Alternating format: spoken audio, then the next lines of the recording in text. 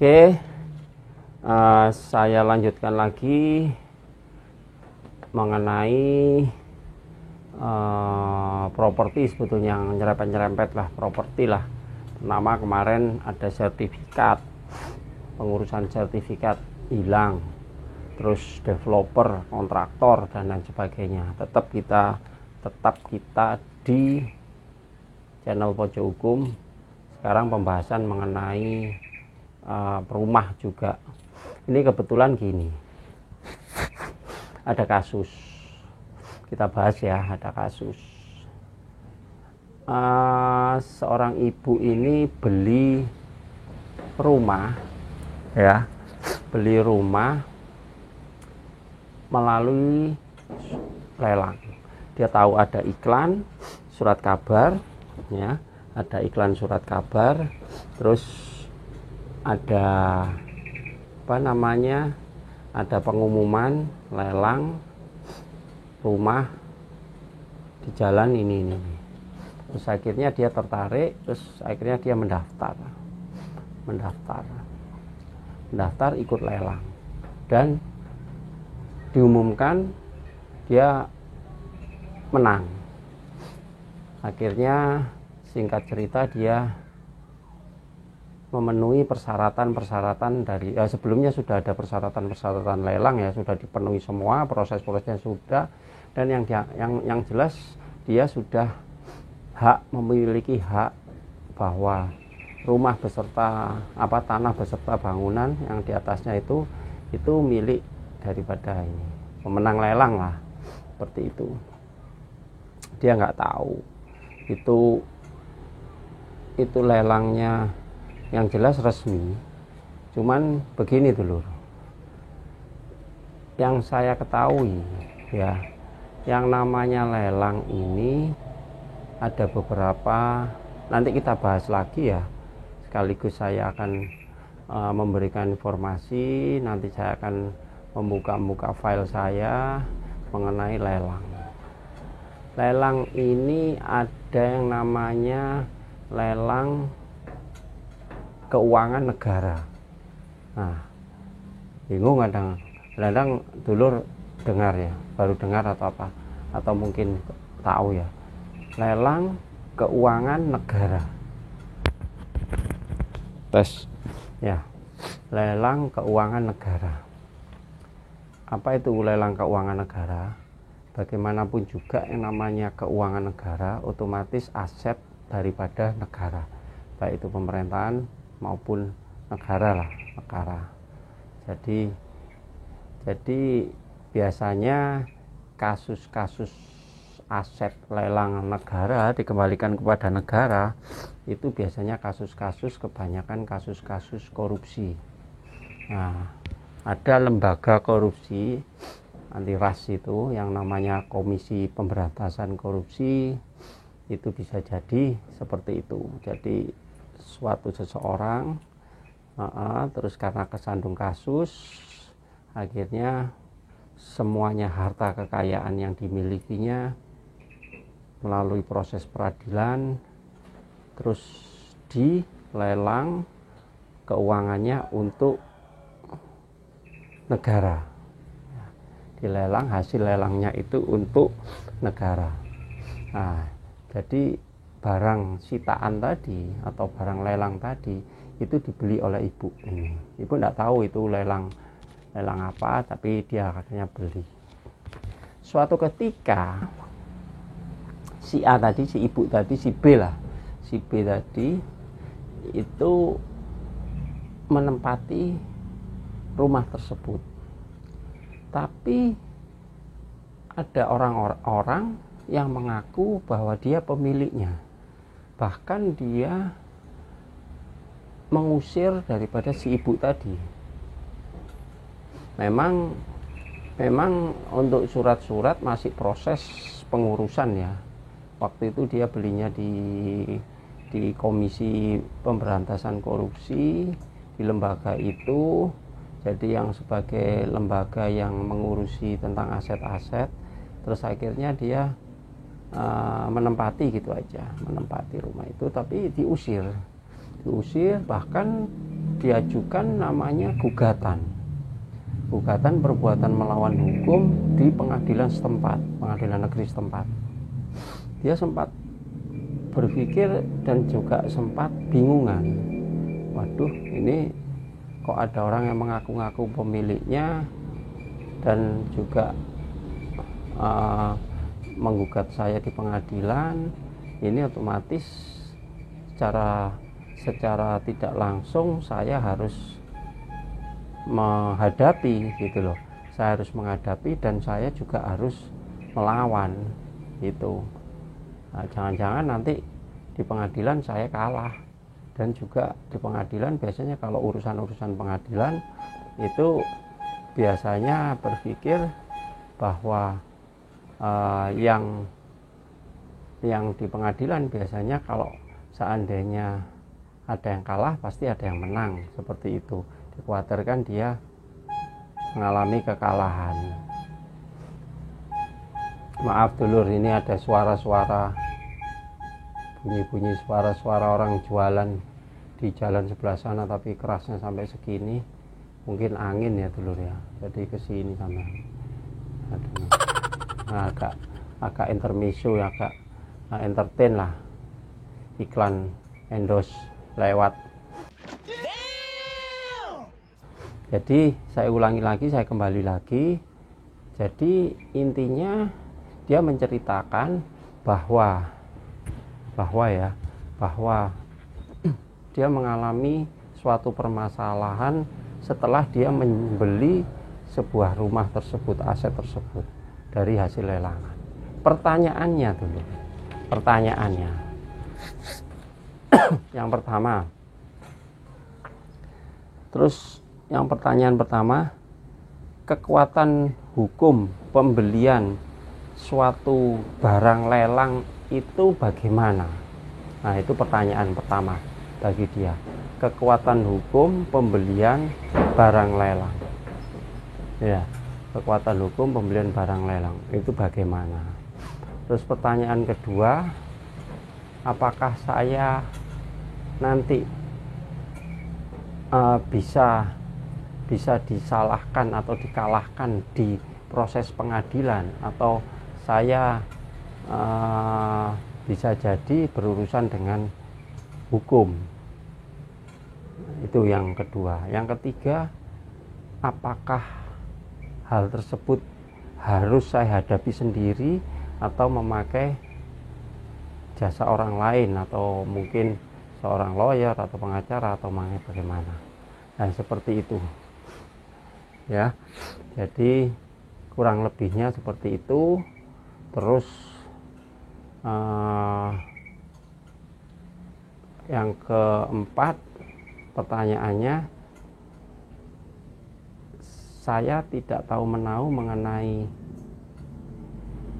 lembaga yang melakukan pelelangan, sehingga saya masih proses pengurusan apakah hal tersebut bisa dibuktikan di pengadilan.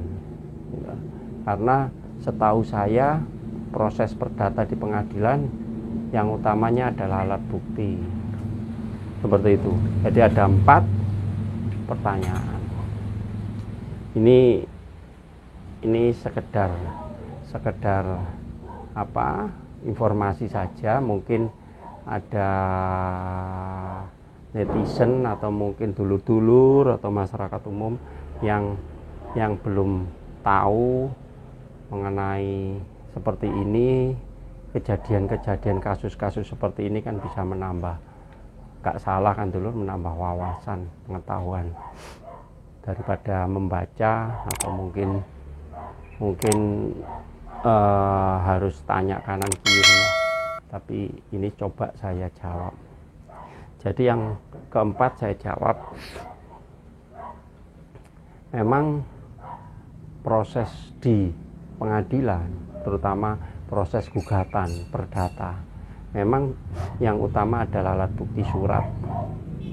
Sedangkan ibu tinggal aja membawa alat bukti yang ibu punya. Seperti contoh, ibu memiliki bukti pembelian dari lembaga lelang tadi, bukti pemenangan dari lembaga lelang tadi, formulir itu aja, sampaikan aja ke pengadilan, sampaikan aja ke dalam ruang sidang atau pembuktian di ruang sidang ke hakimnya. Itu yang pertama. Terus yang kedua, ibu tinggal datang aja sendiri tanpa harus melalui jasa seorang pengacara atau bagaimana, bisa jadi. Atau ibu silakan monggo datang ke pengacara yang ada bantuan hukumnya. Tapi biasanya kalau pengacara yang bantuan hukum biasanya ada persyaratan untuk melakukan bantuan hukum cuma-cuma, gratis. Biasanya tidak mampu atau mungkin janda yang usianya sudah tua, terus batang kara dan lain sebagainya, dibuktikan dengan surat keterangan tidak mampu dari kelurahan atau pejabat terdekat di lingkungan sekitar rumah ibu. Seperti itu, surat keterangan tidak mampu. Terus yang paling utama, ibu jangan khawatir, intinya gitu, jangan khawatir, tetap ibu bisa beracara di pengadilan karena ibu sebagai pihak tergugat, karena ibu sebagai pihak yang bermasalah atau bersengketa, jadi ibu bisa hadiri hal itu. Tapi memang insya Allah biasanya kalau proses seperti itu biasanya tidak terlalu lama, karena apa? Hakim akan mempertimbangkan hal-hal dari isi gugatan berdasarkan jawaban daripada ibu. Bisa ditolak jawaban gugatannya atau bisa diterima. Tapi kebanyakan kalau kasusnya ibu ini bisa ditolak atau istilahnya di NO. Gugatan tidak bisa diterima atau gugatan dianggap cacat hukum. Seperti itu. Terus yang pertama ya, memang kekuatan hukum pembelian sebuah barang hasil lelang itu kan resmi, asalkan lelangnya memang lelang resmi. Apalagi di sini lelangnya ini dilakukan oleh lembaga yang benar-benar lembaga yang tujuannya untuk keuangan negara, untuk dikembalikan kepada keuangan negara. Jadi lembaganya lembaga negara. Kalau lembaga negara lelang itu biasanya bernama KPKNL, biasanya seperti itu. Mungkin yang ibu maksud seperti itu, KPKNL. KPKNL itu Kantor Pelayanan Kekayaan Negara dan Lelang. Jadi yang menyelenggarakan adalah Kantor Pelayanan Kekayaan Negara dan Lelang. Jadi KPKNL itu memang lembaga yang ditugaskan oleh negara untuk melakukan pelelangan. Biasanya oleh lembaga KPK, oleh lembaga kejaksaan atau pengadilan. Biasanya seperti itu. Nah, instansi-instansi pemerintah lah dikembalikan lagi kepada keuangan negara.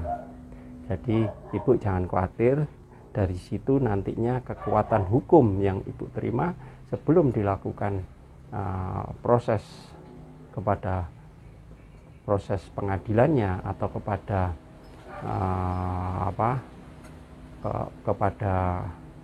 kepada perkaranya, ya dilanjutkan kepada perkaranya, gugatan daripada penggugat bisa ditolak mentah-mentah seperti itu oleh pengadilan, oleh hakim, oleh majelis hakim.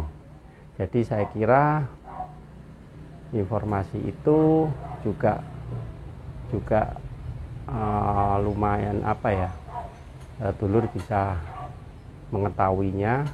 Dan juga yang perlu diketahui juga mengenai lembaga-lembaga lain selain lembaga KPKNL tadi yang tidak dikelola oleh atau tidak berhubungan dengan negara. Bisa bank, lembaga keuangan, biasanya OJK ya, OJK, Otoritas Jasa Keuangan, bisa jadi lembaga-lembaga lain, atau mungkin lembaga swasta seperti finance, seperti leasing, seperti lembaga pembiayaan lain yang melakukan pelelangan.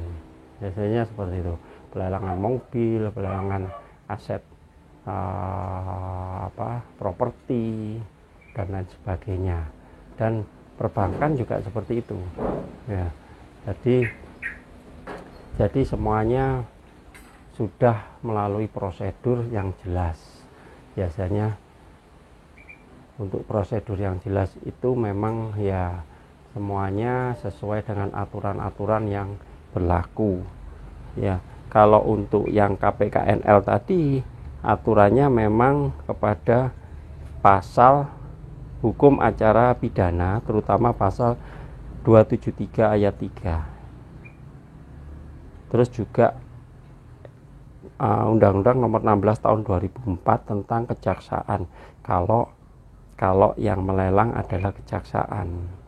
Terus secara umum memang lelang eksekusi ini dilaksanakan oleh kejaksaan kebanyakan, atau kehakiman, atau mungkin pengadilan.